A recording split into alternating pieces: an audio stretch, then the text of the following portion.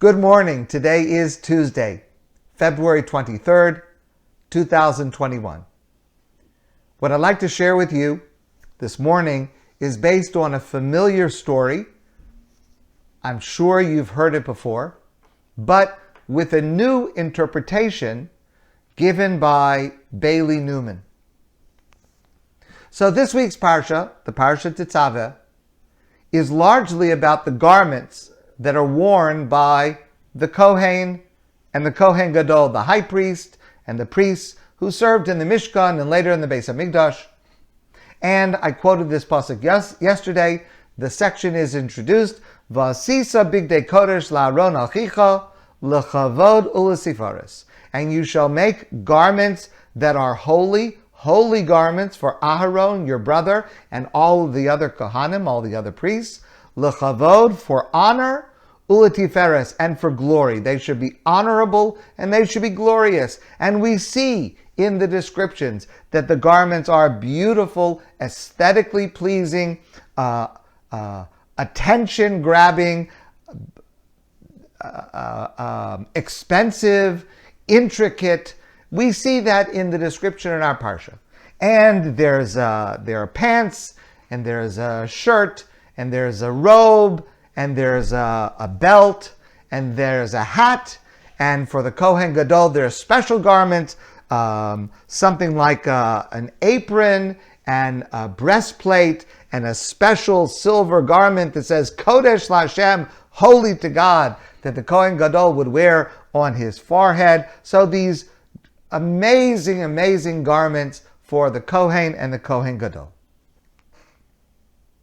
Just one seems to be missing. Where are the shoes? There are no shoes. L'chavod u'lesifares. What kind of honor and glory and splendor is there? And he's barefoot. And in fact, the Kohen Gadol and all of the Kohanim would officiate barefoot. And in fact, even today, when Kohanim will do Birchas Kohanim, the priestly blessing, they take off their shoes. Now, maybe it's a little bit just our developed decorum. I put that in quotation marks. They leave their socks on usually. But in the Beis HaMikdash, the Kohen Gadol, they would officiate barefoot. And let me tell you something. It was a stone floor. And even in Israel, a stone floor gets very cold. But it was barefoot. Clearly, we should associate this fact with a detail that occurs earlier in the book of Shemos when Moshe is told to take off his feet. Moshe is chasing in the desert after one of his flock, and he comes near to the burning bush, Vayomer, and he hears a voice that says, Al tikrav halom, Moshe, don't come any closer. Shal na'alecha mi'al raglecha, take your shoes off your feet. Ki hamakom asher ata omed admas kodeshu. The land on which you are standing is holy. Okay, it's holy. But what does holiness have to do with taking off your shoes?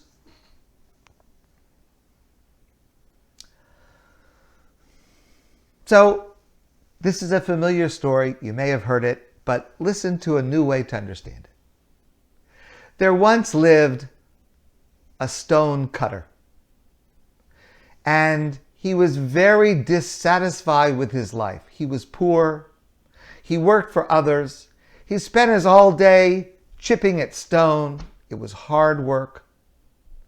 And he felt it was useless. What good is it? What do I accomplish? One day, he saw passing in the street a marvelous sight, the king. And the king was dressed in royal garments and was being carried by servants, and everyone was bowing to him. And the man thought to himself, how powerful is the king? If only I were the king. And all of a sudden, a miracle happened, and the stone cutter turned into the king. Wow. Now everyone is bowing to him. He's wearing these beautiful clothes. But all of a sudden, he seems to realize, you know what, it's getting a little bit hot up here in this chair being carried around. The sun is beating down on me. And then he thinks to himself, the sun, wow, the sun is really powerful. The sun is even more powerful than the king. The sun can make the king uncomfortable. If I were only the sun. And miracle happened and he became the sun. And now he's beaming down, he's burning these crops and he's making these people uncomfortable, and he thinks to himself, oh my goodness, this is the biggest power. I'm so powerful. Until a cloud comes between himself and the earth. And the cloud causes the sun's rays to be blocked. And now the sun can't reach the earth. And he thinks to himself, oh my goodness, the sun is not the most powerful thing. It's really the cloud. The cloud can block. I really want to be the cloud. And so he becomes a cloud all of a sudden. And now he's a cloud and he's a storm, and he can make it rain and he can make the wind, and he says, I'm the most powerful, and he can make things flood and change people's plans and destroy things, until all of a sudden the cloud gets pushed away by the wind. The wind is more powerful than the cloud. If only I could be the wind, then I would really be happy. I could blow the roofs off of buildings. He becomes the wind, and then he's running, he's blowing and he's blowing, and all of a sudden he gets pushed up against something and he can't move. There's something stronger than the wind. It's a giant tower of stone. That's the strongest thing. And he thinks to himself, if I could just be the stone, I would be the strongest, most powerful. And in a moment, miraculously, he becomes the stone. And then he looks down, and at the very bottom, there's a man who's chipping away at this stone, cutting it down. More powerful than the king, more powerful than the sun and the cloud and the wind and the stone, is the man at the bottom with a chisel, cutting the stone into pieces. Familiar story. And the truth is, we are all that stone cutter. We tell ourselves, if only I was, if only I had, then it would be worthwhile. Then I would be happy. Then it would be meaningful. Then it would make sense. Then I could make God happy. And so we spend our lives wanting to be something else that we think is more powerful. And along comes our parsha, the parsha Tetzaveh, and teaches us such an important lesson. Take off your shoes.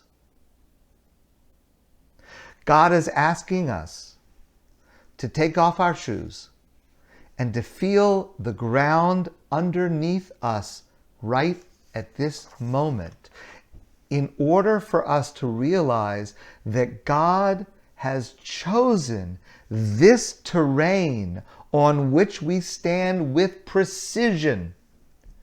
This is where I am meant to be standing right now. God told Moshe, take off your shoes. Don't worry about what happened in the past, the suffering of the Jewish people. Don't worry about what's going to happen in the future, of the difficulty of trying to persuade Paro to let the Jewish people go free. I'm telling you now, take off your shoes. Be here. Fully live in this moment. Here is where I want you to be.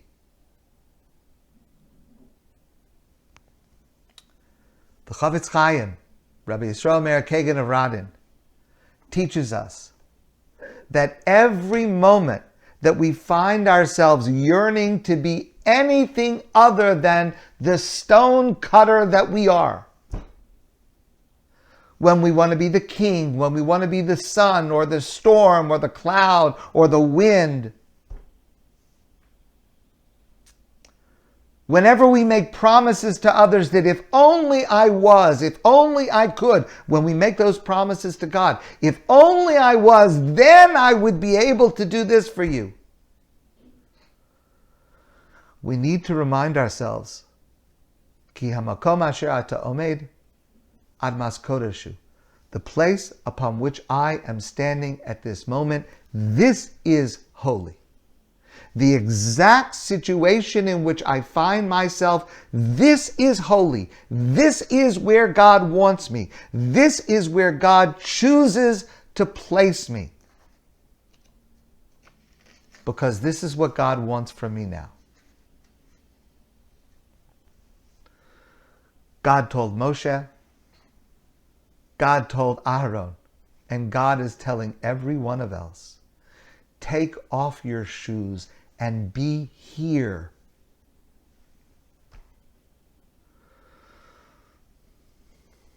This is such an important lesson for us to realize, especially now. Many of us are facing Purim in just a short while. Many of us feel it will be diminished. It's not the kind of Purim that we would want. The restrictions, the regulations, it's not what we thought would be the right way to celebrate Purim. God is saying to us at this moment, take off your shoes and appreciate the place that you are in now. This is the Purim that I want from you this year. I want from you to emphasize Matanos Levyonim, which I have told you, the Rambam says, this is the most important, and it causes no harm or lack of safety. And if you're not going to be gathering, you're not going to be having parties and wild activities, this is how I want you to do it now. This is the ground on which you stand now. Many of us are facing situations in life, and we don't want to be facing these situations. We don't want to be here. We want to be in the past, before this all happened. We want to be in the future, after the vaccines, after this we get back to normal. We don't want to be right here. God says, take off your shoes. This is where I want you. I want you here at this moment. And you're being here at this moment. You're taking your shoes off and planting your feet into this ground. That makes it holy. Because God says, be here with me where I want you to be. Because God is saying to us, as God said to Aaron, as God said to Moshe, because I am training you. I am training you so that you will know at the end of the day that every single moment, every single space, every single point in the roadmap of your life is a sanctuary where you can go into the Kodesh HaKadoshim, the Holy of Holies, just like the Kohen Gadol. So take off your shoes and plant yourself in this spot, in this moment, because you are standing on holy ground. So the truth is, our parsha has a double message within the garments of the Kohen and the Kohen Gadol. There is a God shout about how we are all a kingdom of priests, and we have to resemble greatness and splendor and reflect the light of God's glory with these beautiful garments. And we wear a sign on our forehead that says, Kodesh LaHashem, holy to God. That's the God shout. There's also a God whisper. Be barefoot.